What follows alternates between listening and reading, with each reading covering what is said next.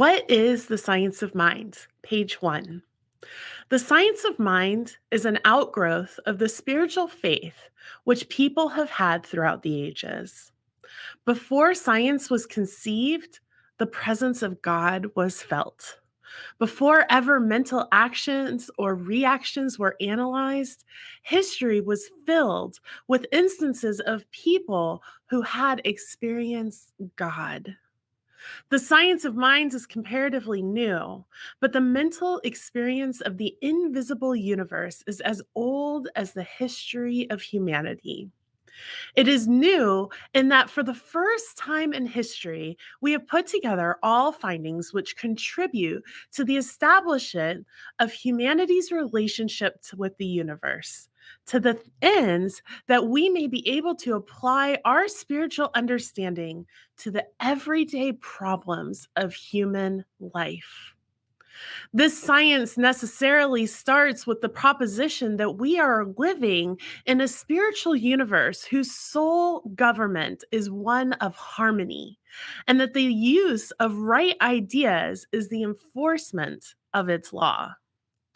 The science of mind is built on the theory that there is one infinite mind, which of necessity includes all that is, whether it be the intelligence in humanity, the life in the animal, or the invisible presence, which is God. In it, we learn to have a spiritual sense of things. The spiritual sense of things is what is meant by the consciousness of Christ. To be able to discern the spiritual idea back of its physical symbol is to use the mind that Jesus used. The science of mind is intensely practical because it teaches us how to use the mind's principle for definite purposes, such as helping those who are sick, impoverished, or unhappy. Each one of us should learn to become a practitioner of this science, a demonstrator of its principle, a conscious user of its power. Power already exists, but the existence of power is of no particular value to us until we use it. We must not only be conscious of power, but we must actively conscious, but we must actively be conscious of it.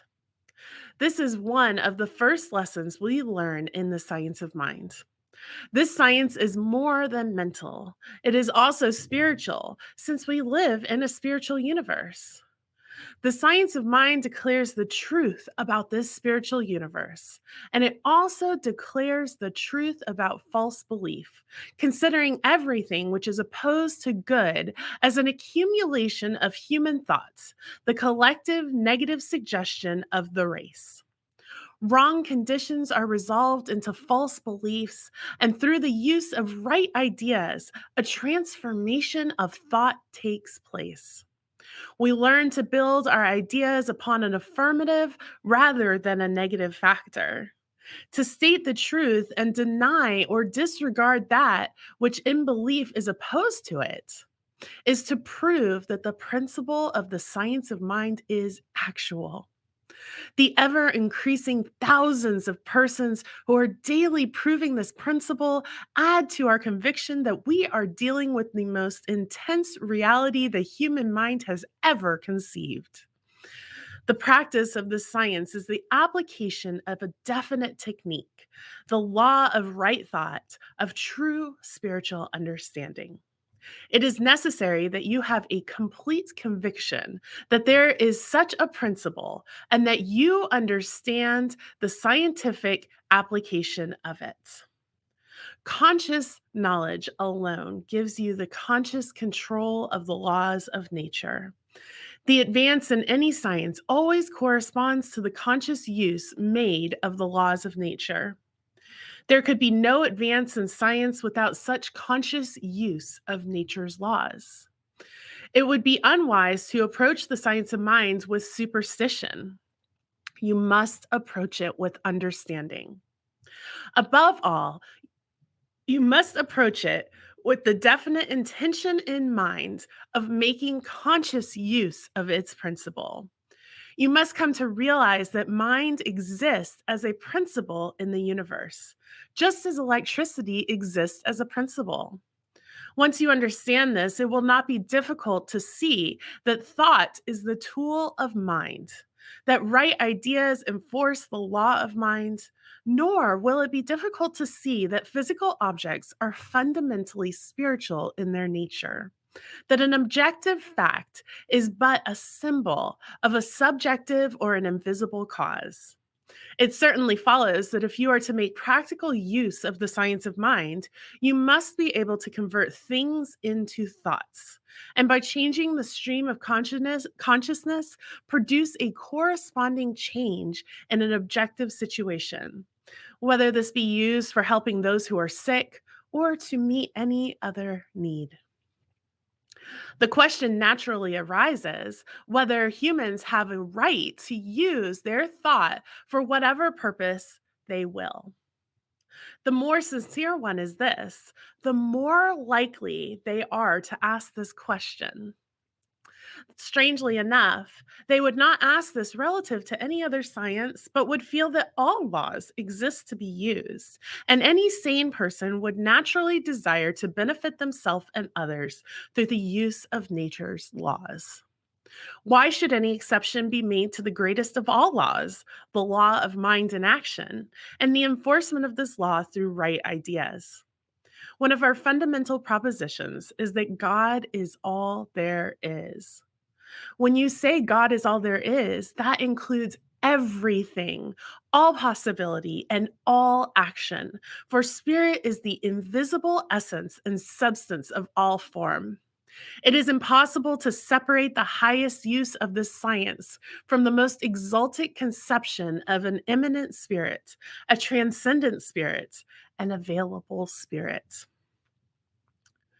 Perhaps one might at first have an aversion to the idea of using spiritual power for material purposes. But in the science of mind, we discovered that there are no final material purposes, that whether life exists in an objective or a subjective state, whether it is visible or invisible, all is spirit. That spirit or intelligence, plus what it does, constitutes the entire universe, including humanity. The science of mind reveals that every human is a potential Christ. Every person has inherent God power within them. And how could this God power be used other than through their thought? Since it would be impossible for a person to act as an intelligent being unless they could first think, the very idea of people supposes a center of consciousness, a center of thought activity. The science of mind reveals that the center of God activity within each one is a complete and unique manifestation of the parent mind. That the power of God does actually exist in humanity.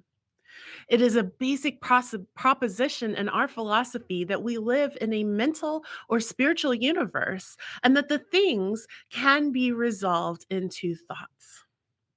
This is the foundation upon which all scientific practice must be established.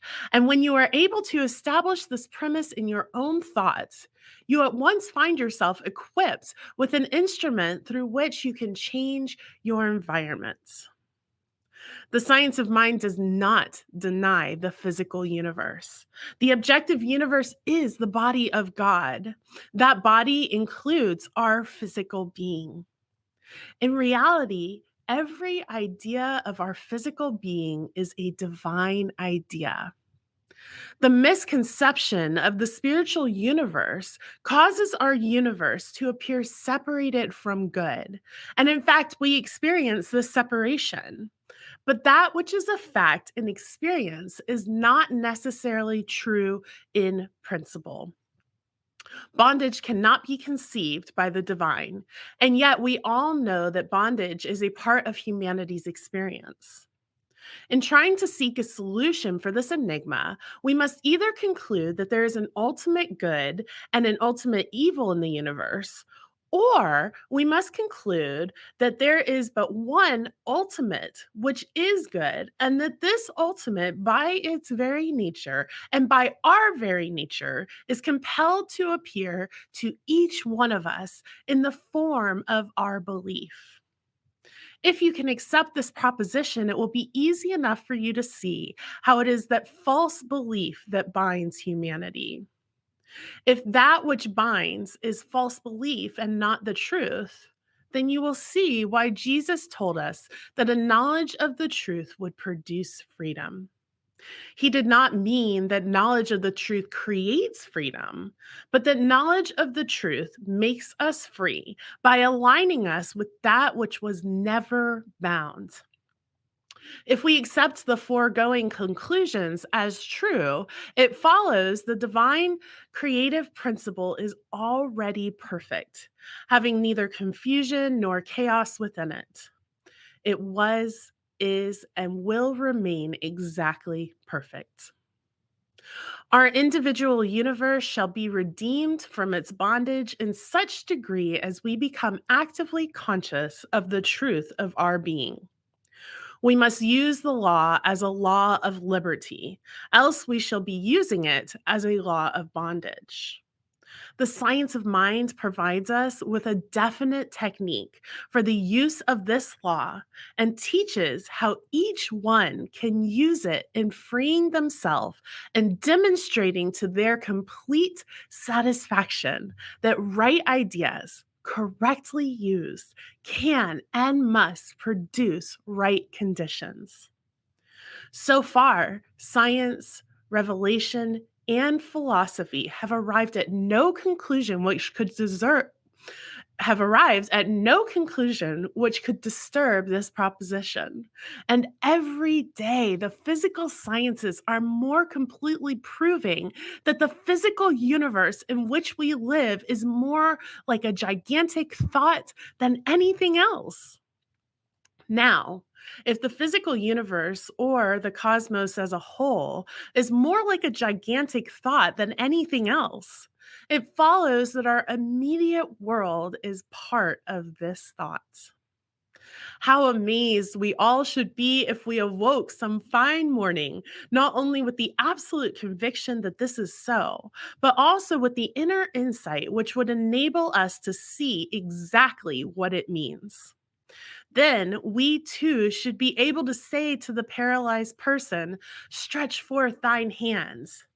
But before we can do this, we must see the principle of freedom instead of the belief in a paralysis of this principle.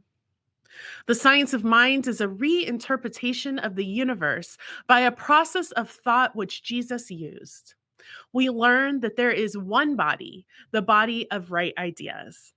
Jesus sensed this body of God, which includes humanity's body, as a perfect, harmonious unit.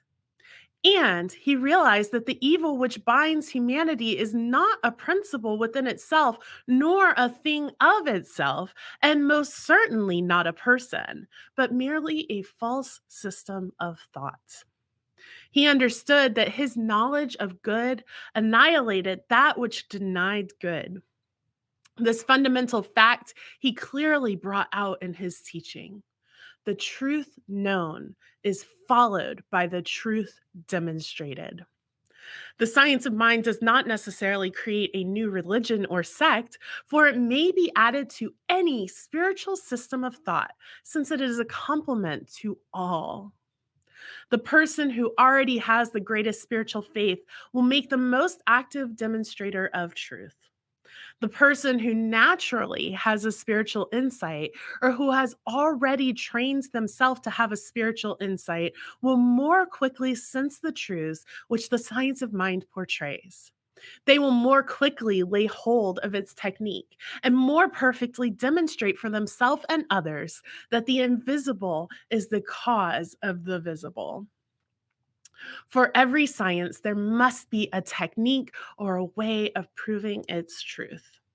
Science of itself is a knowledge of laws and principles and systematic arrangements. And the technique of any science is the way in which we use this knowledge of laws and principles. Applying this rule, which is common to all sciences, to the science of mind, it naturally follows that if there is such a principle as universal mind, and if it does work according to the law of cause and effect, and if thought, self contemplation, or self knowingness is that which stimulates its action, then correct thinking can and must produce objective or visible results. We must lay even more stress on the use of the science of mind than we do on seeking to establish its principle. As a matter of fact, its principle is self evident. Its use is exactly what we make it.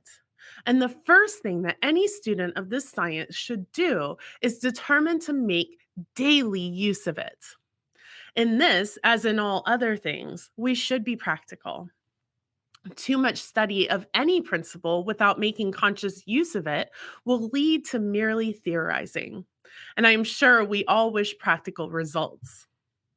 You are ready to use the principle governing the science of mind the very moment you accept the fact that there is such a principle and that it does operate through your thoughts. But this seems to be the place where many fall down. They talk so much about the principle and use it so little. They permit themselves to become confused by the introduction of contradictory ideas. They spend too much time in merely philosophizing, theorizing, speculating, until finally they live in a world of wistful wishing, of daydreams. You must come to see that the science of mind is an actual principle to be definitely used, that no matter how much good may exist in the universe, only as much good can come to you as you can conceive. Above all things, determine now to use this science. Do not say, I expect to have understanding enough within a year to use it. Seize upon whatever facts present themselves to your mind today. Begin to use such truth as you grasp, and you will become an effective practitioner.